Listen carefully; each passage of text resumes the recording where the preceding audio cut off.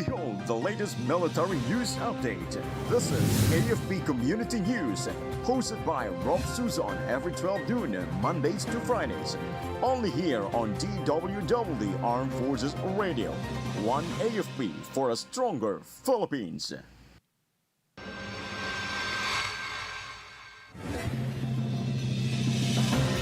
199 former rebels surrender, hand over 72 firearms in Bukidnon. 103rd Infantry Brigade neutralizes 3 Dawla Islamiyah Maute members, captures 3 in Lanao del Sur clash. PBBM secures $5.8 investment, pledges from fruitful visit in India. DepEd affirms stance against school violence.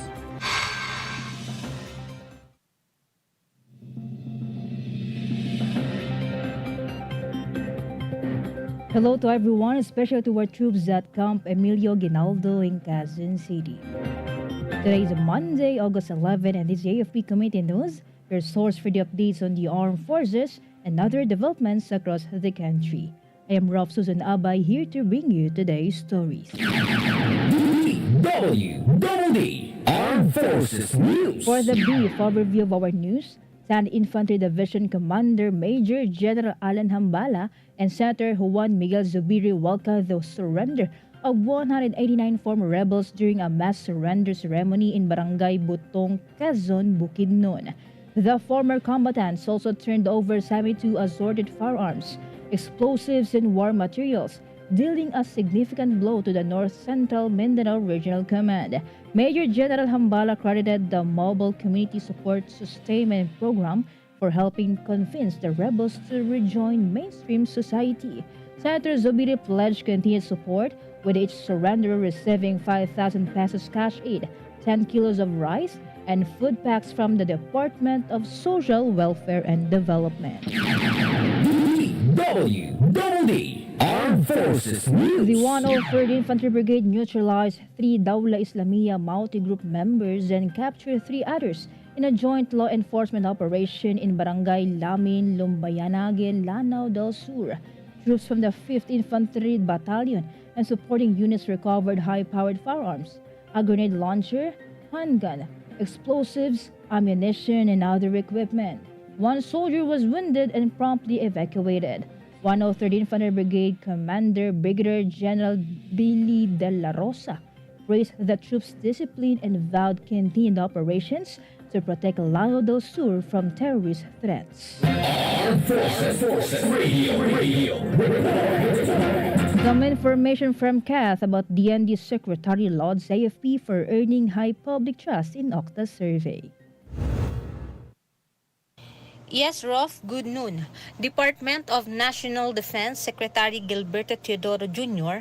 commended the Armed Forces of the Philippines after earning high public trust based on the latest Octa survey. He credited the AFP's leadership under President Ferdinand R. Marcos Jr. He cited its dedication, professionalism, and deep connection with the people as key to the strong public support.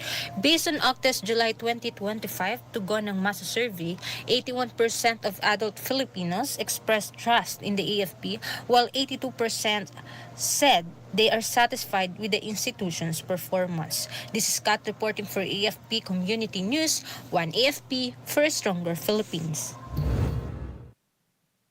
Thank you so much, Kat. DWDD Armed Forces News. Residents of Peak voluntarily surrender 49 assorted firearms during a turnover ceremony at the Municipal Hall UP Maguindanao del Norte. The 57th Infantry Battalion and 603rd Infantry Brigade spearheaded the event in coordination with the Municipal Task Force Ending Local Armed Conflict and the United Nations Development Program's Aspire project. The surrendered weapons, including rifles, grenade launchers, pistols, and shotguns, are now in the custody of the 57 IB. Military officials lauded the community's choice of peace over violence and highlighted the success of the Small Arms and Light Weapons Program in curbing the proliferation of loose firearms in Central Mindanao. DWDD Armed Armed Forces News. The 11th Infantry Lakdan Division supported the signing of a memorandum of agreement between the Jesus del Rosario Foundation and 14 public schools in Indanan, Paticul, Omar, and Talipao for a 120-day feeding program starting August 11, 2025. The initiative will benefit 1,271 grade school students and aims to fight child hunger, improve nutrition, and boost school attendance. 11 ID Commander Major General Leonardo Peña said the program reflects the division's commitment not only in securing Sulu but also in uplifting communities. He also stressed that nourishing the children means nourishing the future of peace. Armed Forces Radio. From 7 CRG, let us hear from Noreen about 7 CRG CMO team brings West Philippine Sea and security awareness to Malabon communities. Yes, good morning. On August 8, 2025, the team conducted an information awareness campaign on the West Philippine Sea and current security threats at the City of Malabon Polytechnic Institute in Barangay Baritan, Malabon City. The event gathered around 200 residents from the barangays of Baritan, Panghulo, Dampalit, and Catmon. It was organized by the Task Unit Malabon led by 2nd Lieutenant Shane Arcilia, Philippine Army, together with SC Monco Class 25-29, Team 1 under Sergeant Jake Salvador. Participants participated the lecture from the National Intelligence Coordinating Agency about Executive Order No. 70 and the government effort to end local communist armed conflict. They also learned from Ms. Annalyn Llanto of the 7th Civil Relations Group about the strategic importance of the West Philippine Sea and its impact on the National Capital Region. In his welcome remark, Attorney Virgilio L. Carrion Jr., CMPI Administrator, emphasized vigilance, unity, and shared responsibility in protecting the country's sovereignty. The 7th CRG CMO team affirms that defending the nation's maritime right is not only the job of the military but the duty of every Filipino. This is Katropang Noreen reporting from AFP Community News, 1 AFP for Stronger Philippines. Thank you, Noreen from 7 CRG. DWDD Armed Forces News. The Western Mindanao Naval Command and Bureau of Customs Port of Zamboanga intercepted a motorboat carrying 12.8 million pesos worth of smuggled cigarettes off Chumabal Island, Haji Panglima Tahil, Sulu. WMNC personnel stopped the vessel Romar Kairi, manned by 4 crew, during maritime patrols and found 226 master cases of assorted cigarette brands on board. The shipment violated the Customs Modernization and Tariff Act and tobacco regulations. The crew, vessel, and contraband were turned over to BOC Zamboanga for proper disposition. WMNC Commander Captain Hilarion Sasista vowed continued vigilance against maritime smuggling in the Sulu and Celebes Sea. DWDD National News. For our national news, President Ferdinand Marcos Jr. concluded a highly productive 5-day state visit to India. PBBM's visit yielded significant milestones in strengthening the Philippines partnership and an actual direct investment worth $446 million.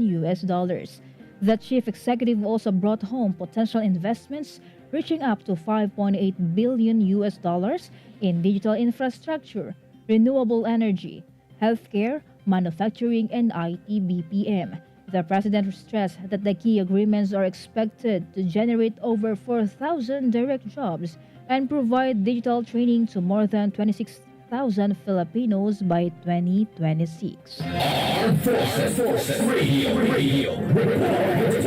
Let us hear more updates from Gio about the Army troops undergo training about life-saving and aeromedical skills.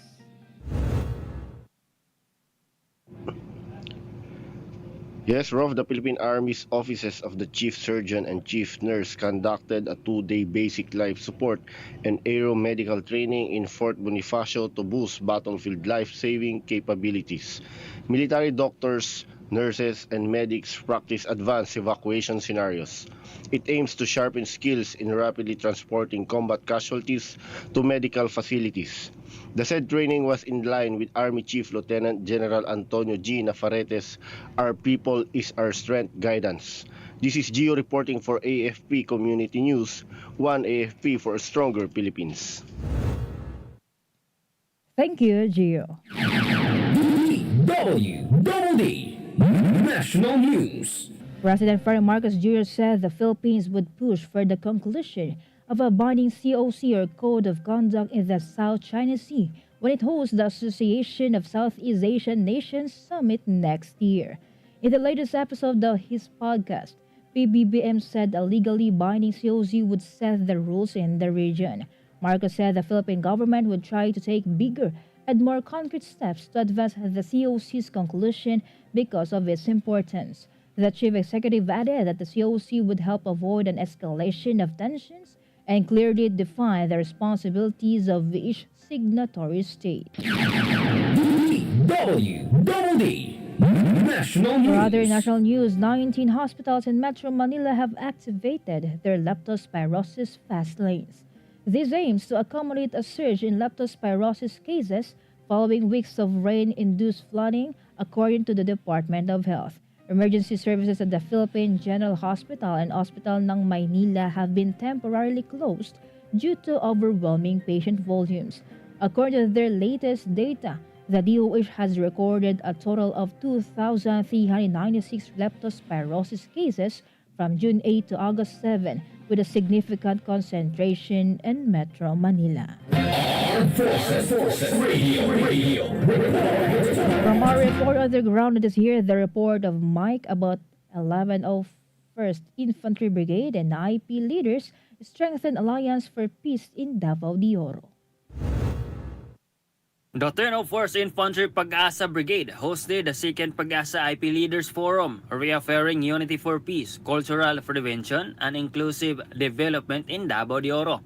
Commander Brigadier General Felix Rooney Babak led open dialogues with indigenous peoples or IP leaders, resulting in cooperative solution to community concerns. The event ended with a signed pledge of commitment. It solidifies the partnership between the military and IP communities in sustaining the province's insurgency-free status. This is Mike reporting for AFP Community News, 1AFP for a stronger Philippines. Thank you, Mike, for your report about 1001st Infantry Brigade and IP leaders strengthen alliance for peace in Davao de Oro. DWDD National News. On the other hand, the Philippine Institute of Volcanology and Seismology last Sunday reported the increased seismic events, including the volcanic earthquakes in Taal Volcano. It is currently under alert level 1. PHIVOLC's director Teresito Bacolcol said that the Taal Volcano Network has been recording a pronounced increase in real-time seismic energy measurement, simultaneous with continuing volcanic tremor. A total of 19 volcanic earthquakes has been recorded by the TVN since August 9, 2025. DWDD National News. President Ferdinand Marcos Jr. envisions at least one college graduate in every Filipino family. In his latest podcast episode, the president said he believes that education will be the true measure of his administration's success. He added that government efforts to improve the country would be wasted without quality education and training for Filipinos. The chief executive also emphasized that the end game is education and that the country's greatest resource is its people. Armed Forces Radio. Let us hear more from Mel Joy of First Year about NOLCOM promotes West Philippine Sea advocacy in celebration of Linggo ng Kabataan 2025 in Tarlac.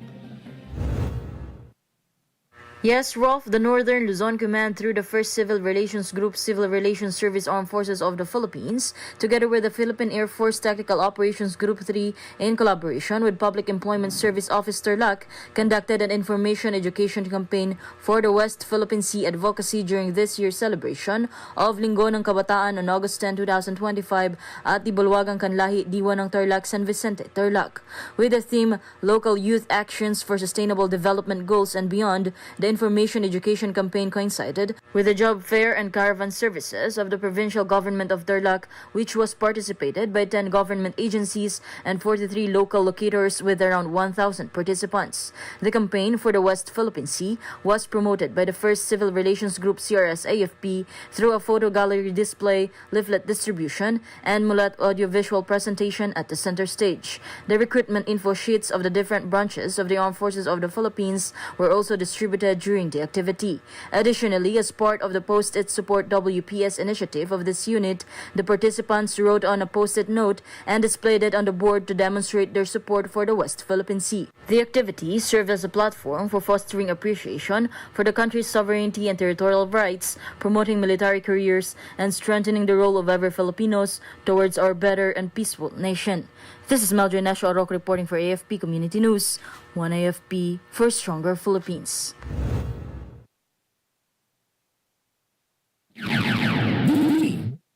Double D National News. Thank you so much, Mel Joy of First CRG.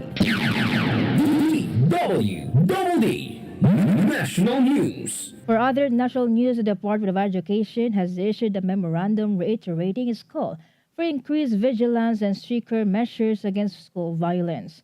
The directive follows a tragic incident of an 18-year-old male who shot a 15-year-old female student at the school in Santa Rosa, Nueva Ecija before shooting himself. The assailant was pronounced dead last Friday, while his victim remains in critical condition. In the memorandum, Education Secretary Sonny Angara emphasized the strict enforcement of DepEd Child Protection Policy, which prohibits all learners and school personnel from committing acts of violence, abuse, and exploitation. It also forbids bringing deadly weapons, drugs, alcohol, toxic substances, and pornographic materials onto school premises. DWDD National News. The Civil Aviation Authority of the Philippines continues to monitor the Top Fleet Academy of Aviation Incorporated, even after lifting its suspension following a recent accident in Zambales. The CAAP also required the school to submit corrective action plans to respond to the inspection findings within a designated period. It stated that all pilots who were part of the incident were still suspended pending completion of the investigation. Last July 11, 2025, a Cessna 172 aircraft crashed in Iba, Zambales while on a training flight from Subic. Everyone on board, including the flight instructor and 3 student pilots, sustained injuries but remained conscious and taken to a hospital. Armed Forces Radio. On the other line, let us hear more from Jimboy about anti-terrorism delegation, 11 ID boost coordination in Sulu.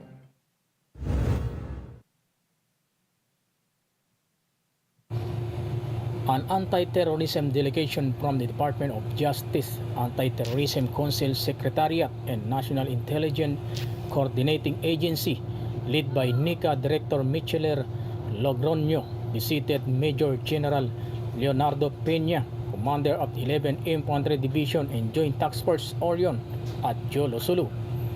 The visit focused on enhancing interagency coordination through improved information sharing in streamlined legal processes. They also reinforced joint counter-terrorism strategies. Major General Peña reaffirmed the AFP commitment to synergy between legal, intelligence, and military component to safeguard peace in Sulu, Basilan, and Mindanao. This is Jimboy reporting for AFP Community News, 1 AFP for Stronger Philippines. Thank you, Jimboy. Armed Forces Radio. And now from Solcom, let's hear from Jess about government forces recover war material in Baco Oriental, Mindoro.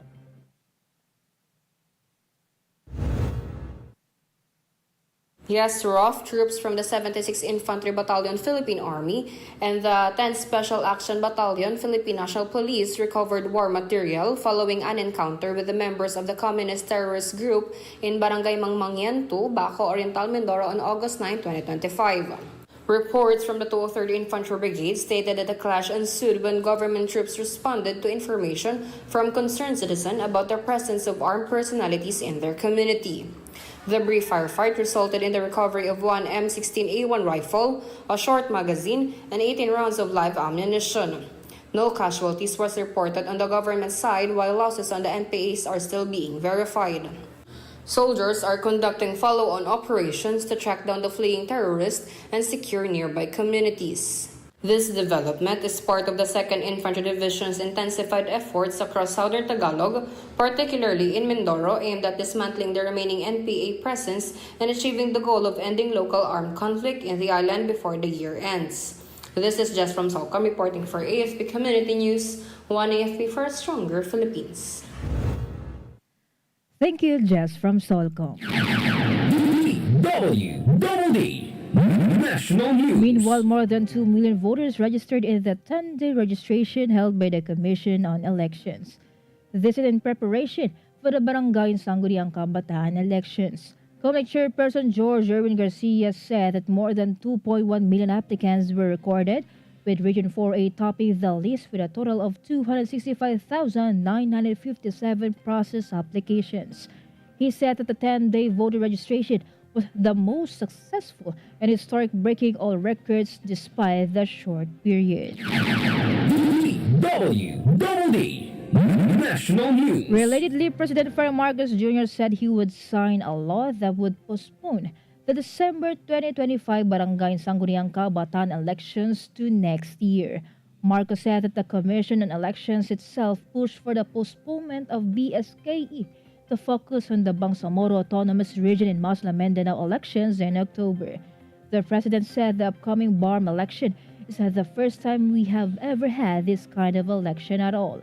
He explained that if the election fails, it would also be a big failure for the peace process. Armed Forces Radio. More updates from Siya. 12 IB holds simultaneous pulong-pulong in Iloilo.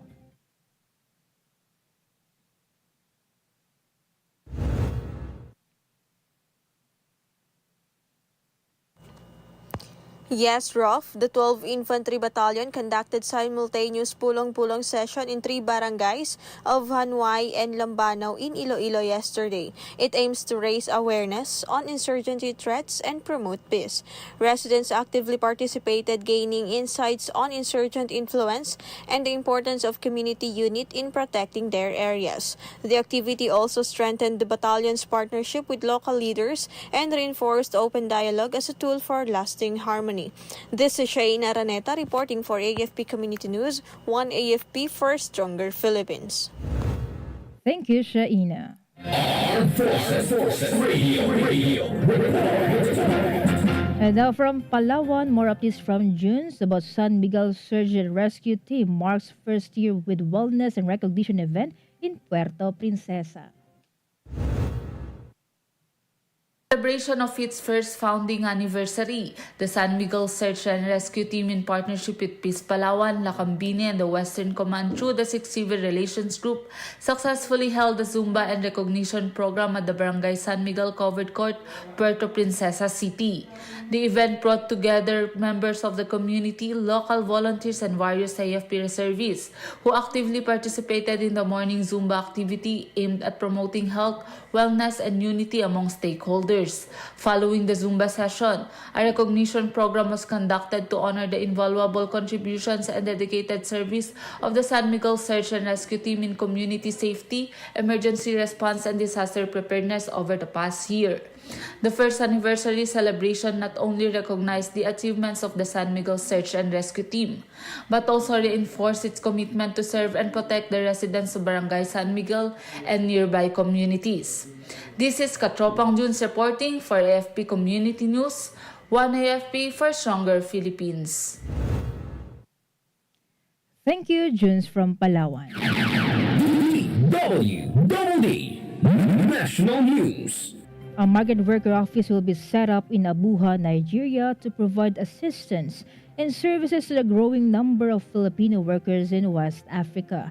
The Department of Migrant Workers said the Abuja office aims to expand the department's presence in the region and immediately provide assistance and services to an estimated 7,000 overseas Filipino workers. Most of them are employed as clerks, managers, and machine operators. DMW Secretary Hans Leo Kakdak explained that having an office would make channeling of services more efficient. He also added that through the Action Fund, it will be easier to extend legal, medical, financial, and humanitarian assistance to OFWs in need. DWDD Armed Forces News. And that concludes today's broadcast, and thank you for tuning in, especially to our audience on AFP Radio, DWDD's Facebook page. Be sure to join and catch us again tomorrow for more stories and updates, same time and same station. Once again, this is Rofh Suzon-Abay for AFP Community News, one AFP for a stronger Philippines. Behold the latest military news update. This is AFP Community News, hosted by Rofh Suzon every 12 noon, Mondays to Fridays. Only here on DWDD Armed Forces Radio. One AFP for a stronger Philippines. Ito ang DWDD 1134 kHz AM. Balita, impormasyon at musika. Ito ang DWDD AFP Radio. Boses ng Kawal Pilipino. Kayo ay nakatutok sa DWDD AFP Radio. Kami po ay kasapi ng KBP, Kapisanan ng mga Broadcaster ng Pilipinas.